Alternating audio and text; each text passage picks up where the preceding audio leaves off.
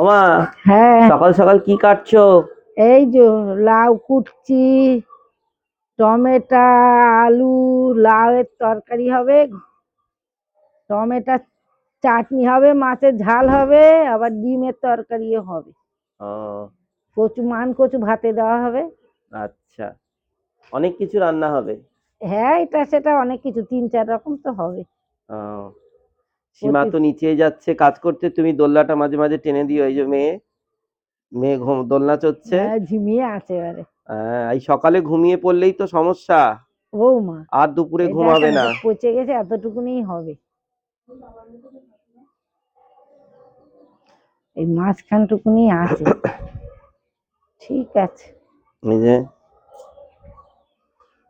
আমার মেয়ে দোলনা চড়ছে, আর মা কি করছে? আনাজ কাটছে।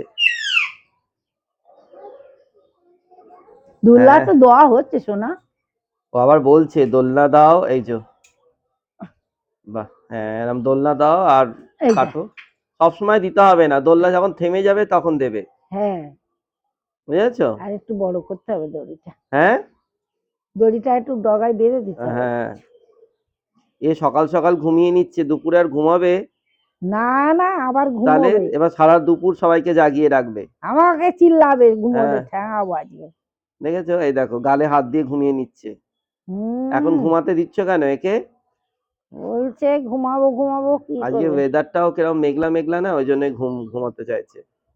আজকে দেখো ওয়েদারটা ঘুমোলে কিরকম সে ছেলে মেঘলা বাচ্চারা করে একবার আছে। ঘুমোলে কোনো অসুবিধা নেই, একদম কিন্তু ও তো দেখো, একদম একবার মেঘলা ঘুমোলে আর একবার করে আছে ঘুমোবে না। আকাশে।